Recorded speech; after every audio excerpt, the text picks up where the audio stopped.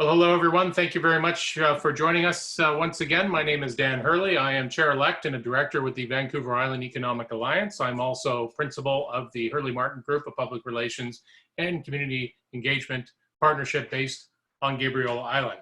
I first want to acknowledge that we're on the traditional territories of the Coast Salish, Kwakiwak, and Nuu-chah-nulth peoples. And I also want to thank Vancouver Island University for being our sponsor for today's session. This is now the 15th in VIEA's video series to inform and engage on economic vitality for the Vancouver Island and Gulf Islands region now and into the future. Today we're pleased to have two speakers with us for our session, Dayna Kneeland from North Island College and Vanessa Stratten from VIU. In their respective roles, Dayna and Vanessa connect employers with student job seekers to set up work integrated learning opportunities. Today, they will help to clarify some of the funding opportunities available for hiring students. They are also excited to introduce a new partnership between NIC and VIU to enhance opportunities for cooperative education and internships by connecting employers with students on Vancouver Island, north of the Malahat.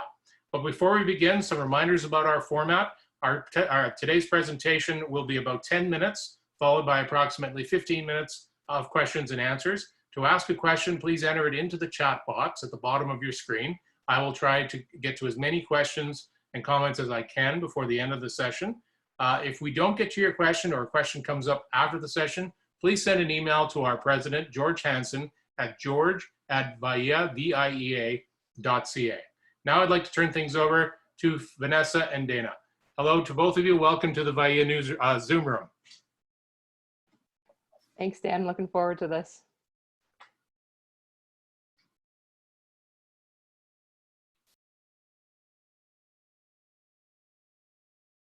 And my experience of work during COVID has felt a little like trying to build a sandcastle amidst a desert storm. And I know many of you can probably relate to that metaphor as we struggle to move forward, pivot, and transition to the new and ever-changing normal. And we're dealing with a lack of resources, loss of employees, and many other barriers to being able to work. And it's also a really inspiring time. We're coming together. We are embracing an immense learning curve.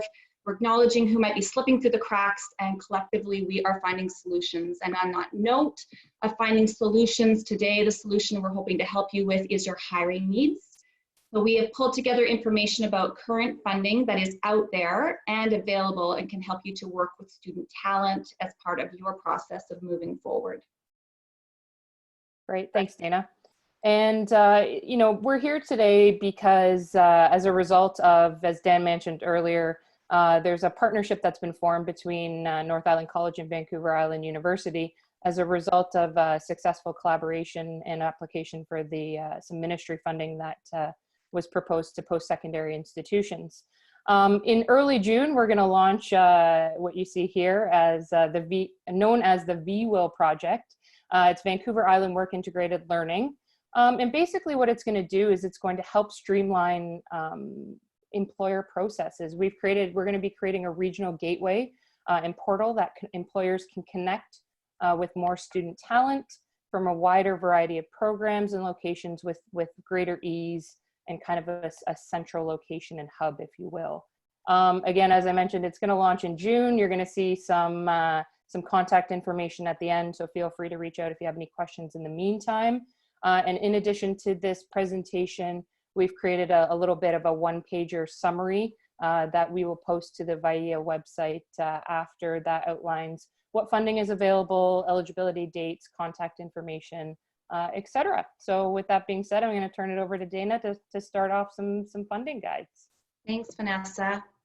So we want to acknowledge there's a lot of information out there as we all try to share resources, and that's fantastic and also can be overwhelming. So to simplify, we've broken things into two categories, tech industry versus non-tech industry, and we will get into more details of some of the funding that we've started to outline.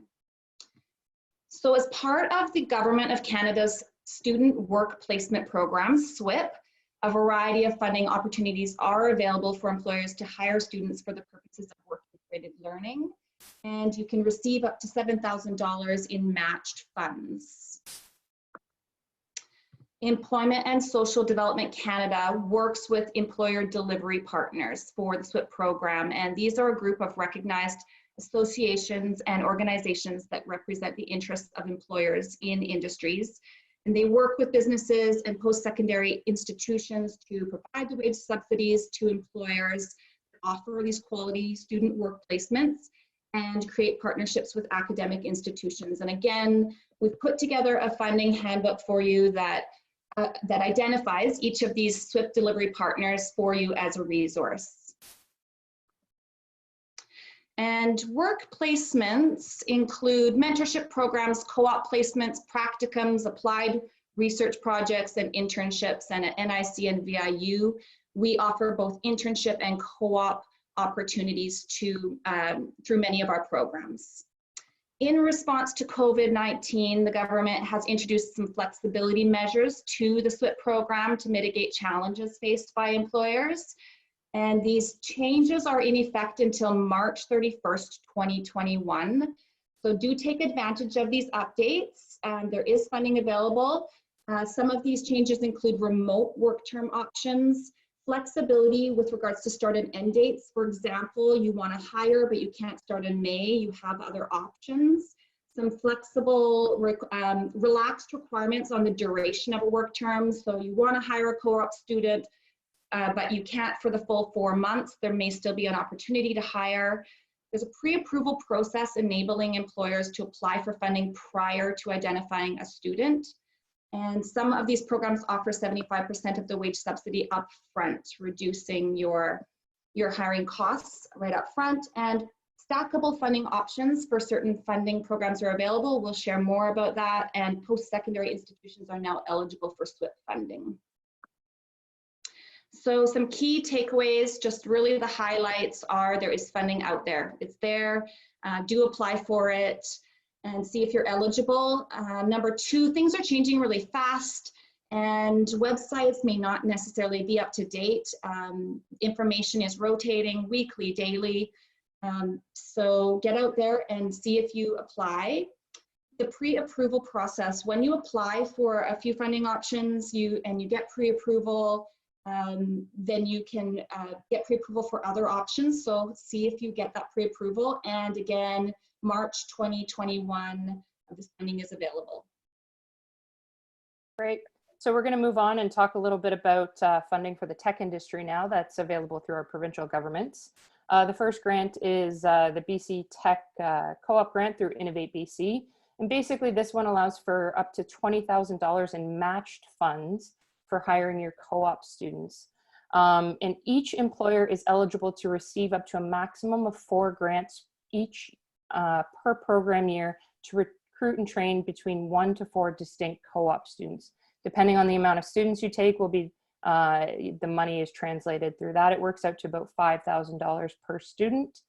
So for instance, if you hire 2, you get 10, et cetera, in terms of matching funds.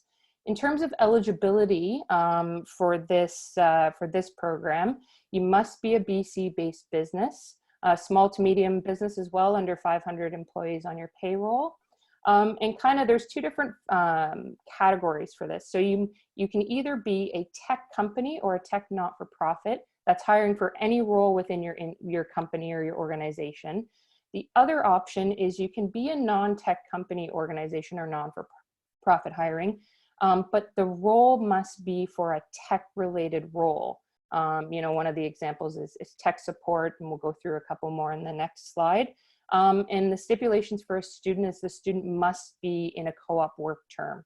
And if you have hired a student in a co-op work term in the last 5 years as an organization, then it must be a first-time co-op work student. So you can't have the same student twice.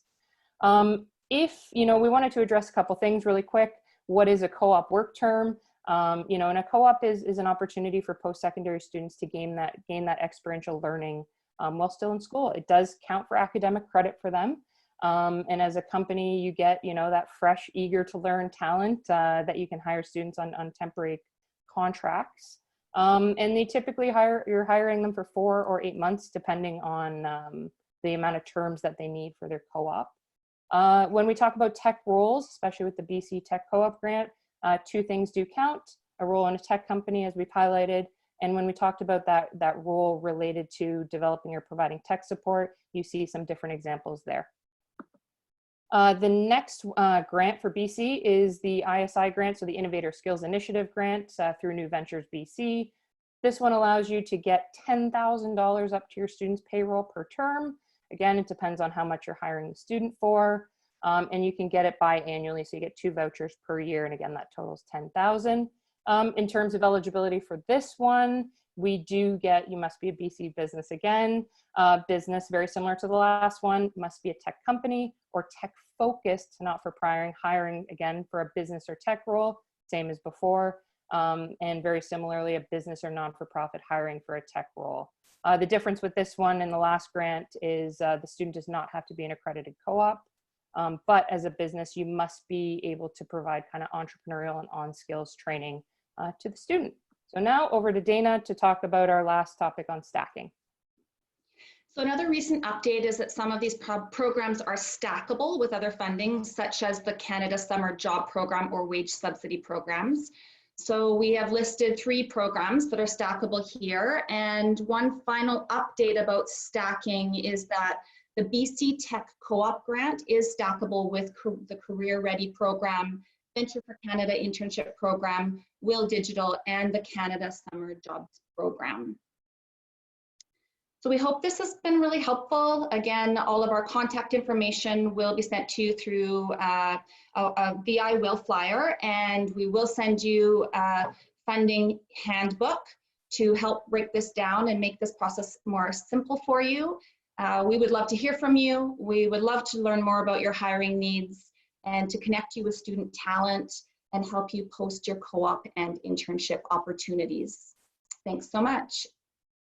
Well, thank you very much to both of you. A lot of good information in a short period of time, and that covers a lot of different topics. So just a reminder that to answer your questions, please go to the chat function, send them to me, and I will ask our presenters the questions that you might have. Perhaps we can start, and you went through a bunch of different programs here, but if I'm an employer, small employer, who's looking to do a tech project, either to hire someone who's going to do the tech for me, or to help promote it, for example, maybe explain to us what that process would look like and how would they approach you?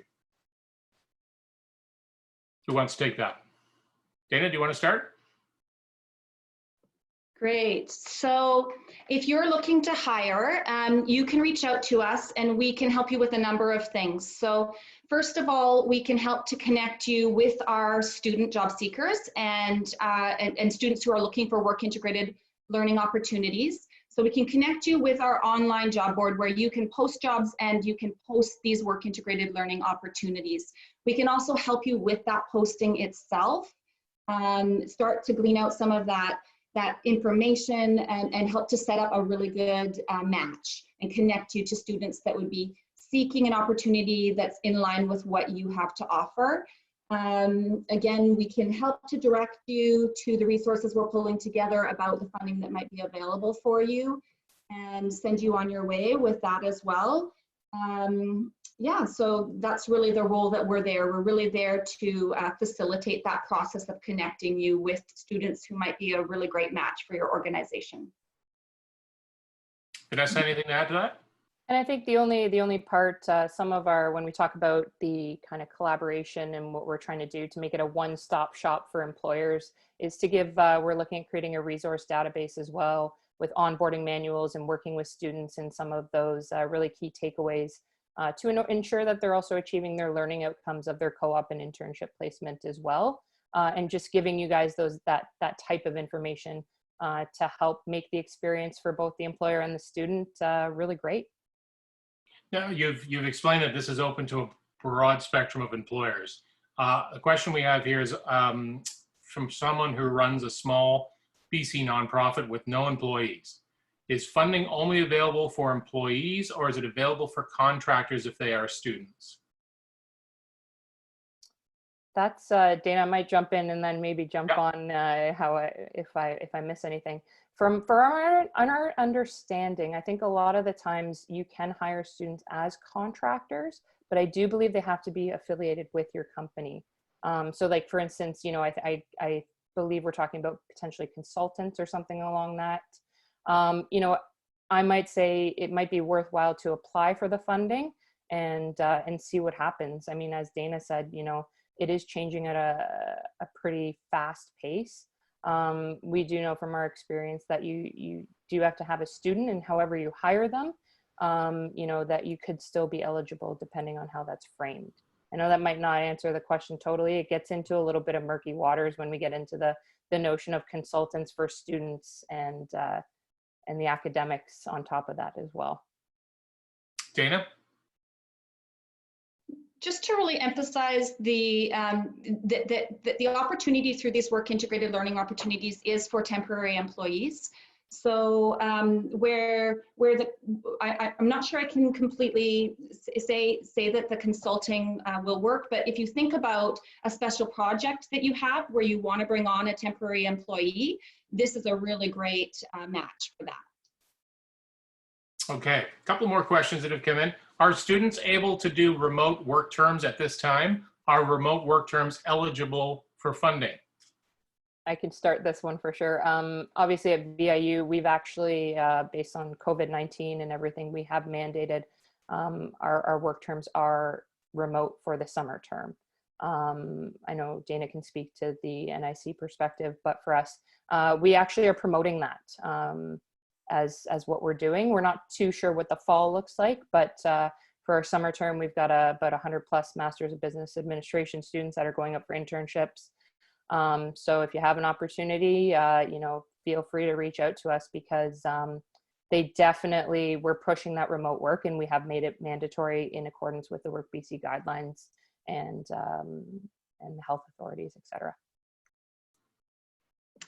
Yes, yes, you can receive funding for a remote opportunity, and yes, students can engage in a remote work integrated learning opportunity.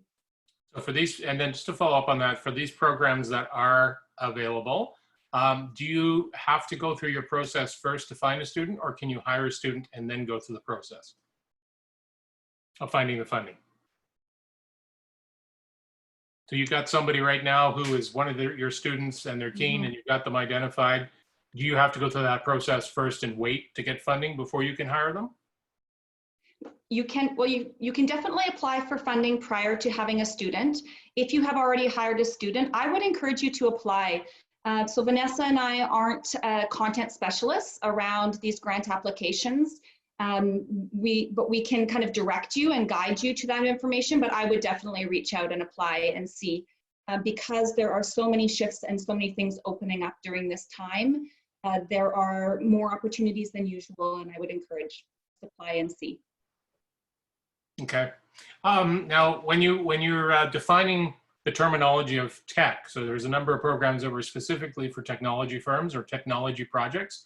How broad is that definition? So for instance, if you are looking to have someone come and design a website or build a social media platform, do some monitoring, build up a process of that kind, would that be considered tech, or would it have to be something that's much more involved in building the technology, for instance? You know, I think basically the way I've read it is they framed it in a way, especially with the 2 BC grants that we've talked about, they framed it in a way that could be beneficial for both, right? And they talked about, you know, you have very specific tech industries and companies, and you can kind of, you know, any role within those. But if you're not, and you have a tech related role, you know, I might say yes to especially the website development piece. For sure, I could see that one getting approved, as well as potentially some social media, as long as you integrate it with the website component as well. That would be my take on it. But again, just to kind of to hammer that home, apply and see what happens, right? We're seeing a lot of different applications based on our research in this go forward. And I think if you can frame it in the right way, that's beneficial to the tech industry. It could help you out. Now, when we're talking about students, are we, is it specifically post-secondary students must be enrolled in a post-secondary program, or is there a broader definition for students? For instance, could it be a student that's still in a high school? Could it be a student that's pursuing something through a private institution? That's perhaps not considered post-secondary?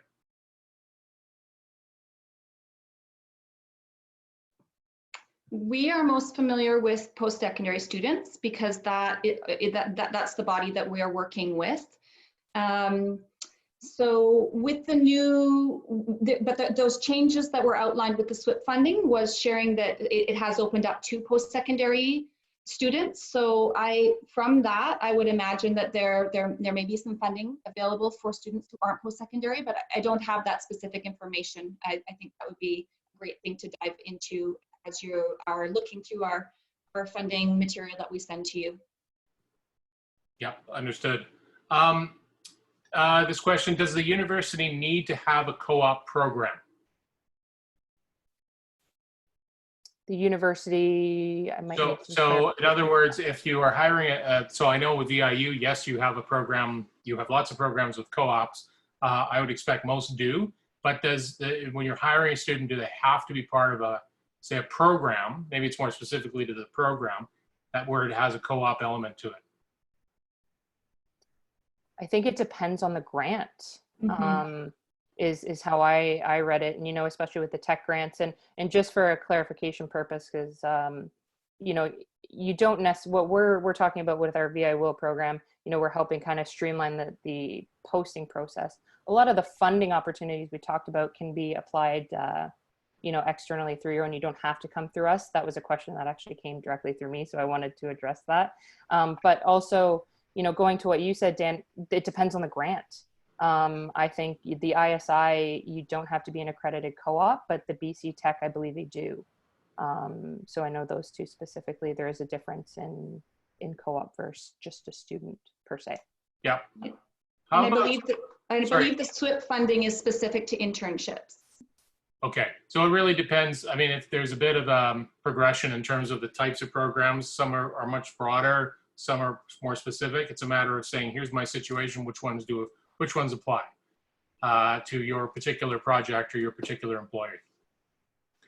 What about in the case of students from outside of British Columbia? Because obviously some of these programs are provincially based, some are federal, but are there limitations in terms of your ability to hire students from outside of the province? Yeah, I think that's a great question. My understanding reading it is, as long as the company is based in BC, you would be okay. But especially with the remote working as well, we don't know where the students could be. They could be registered. Let's use VIU, for example. You could be a registered VIU student, but doing your coursework right now back in Ontario, or something like that. So I think my understanding, my interpretation, and unofficially would be, as long as you're a BC-based business, I don't believe the student has to be housed here. Does that include international students as well? Now we're getting into the murkier waters for sure. Again, I would say that as long as you're a BC business and you're hiring a student, I would say that if the student's enrolled in, using one of our institutions, I think you would still be qualified for it as well, unless the grant specified otherwise. So just to jump in, Vanessa, each grant will have its own eligibility for employers and its own eligibility for students as well. So there is funding that is specific to domestic students that an international student wouldn't be eligible for because of the type of work term that they're on, or the immigration papers that they have. So you'll need to look into that a little bit, grant by grant. And that, we've talked about funding just for kind of businesses. The student portfolio funding is a whole nother presentation in itself. Now, does this funding only apply to students who are still in their program, or what about graduating students who are not planning to return to school? Again, I would say, I would say it depends on the grant. To be honest, I think it's definitive. It would be laid out depending on what grant you're applying for. We haven't seen anything in terms of graduated within 6 months or anything like that as of yet. But again, it would depend on the specific grant. So, and here's a question. Is there a list available of current grants that are active for applications in BC? I think you probably described some of that, but is there another resource that people could go to find those? We are tracking that to the best of our ability as things change and adapt and adjust. And so what we will send you is what we've been able to gather that is the most current and applicable for current funding options now. And we will be sharing future resources to prepare you for funding opportunities for the future and letting you know about funding you can apply for the fall and onward. Okay, we have a couple of minutes left. Maybe you can describe, if you're able to, what does the process look like once you've hired your student, and say whether you've hired them for 4 months or you hire them. In some cases, you can keep them on your payroll for a year because some of these programs have been extended into 2021. What does the process look like in terms of what you need to do to report back, provide an evaluation for students? Maybe just talk a little bit about that. Vanessa? Yep, I was just sorry, it took me a minute to click my unmute there. You know, I think specifically as a faculty member, I work with our Masters in Business students as well. And I can speak from their academic side, and then we can talk about the employer side. From the academic side, they have to go and they do have to do some reporting on the end in terms of some end of term, end of kind of internship or co-op evaluations as well. There is an evaluation component on the academic side with any co-op or internship as a midpoint assessment and a final evaluation. In terms of, I think what you were getting at though is more so from an employer reporting back to whomever they get the grant from. Is that correct? Yeah. That too. Again, I think it's dependent on the grant. I'm not sure, Dayna, if you can speak a little bit more to that, but I think it depends on what's outlined there. Yeah, I'm not familiar with that full process, as it will vary, and our content expertise is on the work integrated learning programs. But to build upon some of the responsibilities is that a supervisor is appointed to work directly with the student. There will be some midpoint evaluations and some kind of orientation process that will be offered to the student to set them up for success. Okay, well, to conclude, so you do have a partnership, both institutions are working together. Any information you provide on any more details that might come in the next little while? Dayna? You can reach out to us now at info@viiwill.ca. So that's active now, that email, and we would love to hear from you. That'll connect to both Vanessa and myself, and we can start working with you, and we can start connecting you with students from each of our retrospective institutions. We will launch our website, which will be a kind of a doorway portal that will help you to connect with a further reach. So you know, you can come and you can post your opportunity in one stop, and it will reach all of Vancouver Island north of the Malahat. So that's what will be coming soon, and we'll also post some more contact information where you can reach us immediately to start building that connection, and we're able to help you right away right now. That's great. We have one more question before we wrap up, and it's coming from a First Nation. You did talk in your presentation about the ability to stack certain programs. I guess is there any specifics around, say, First Nations or Indigenous students that could apply or not apply to these programs you discussed with us today? I think that's a great question. Unfortunately, I don't have the content expertise to answer it. So I would encourage to just reach out, kind of run with some of the information that we have and dive in. I'm sure that there are more opportunities available. Yeah. There is some funding out there, and I think, Dan, what we can do is we could potentially add some different links that can articulate, because there's an entire section on First Nations that we can add into our document that we publish. That's wonderful. Well, thank you very much to both of you for joining us today. Lots of information there. And more to come. As you said, every day there's new announcements, there's new information. So make sure you take advantage of these things. It doesn't hurt to apply, because who knows, you might be accepted. Even if today the eligibility says maybe not, it's worth trying because things are in such flux. So thank you very much, Dayna and Vanessa, for your time. We really appreciate you joining us today. Great. Thank you so much, Thank you, Dan. Thank you. And just a reminder that today's session has been recorded. It will be on the VIEA website later today, and we'll be sending out a message that you can share with your networks and be able to pass that information along. Please visit our website, VIEA.ca, for additional information on future sessions. And if you have an idea for a session or a topic you would like us to explore, please send that to our president, George, at VIEA.ca, and we will do our best to try to organize that. So thank you very much. If you have any questions, please contact us on our webpage.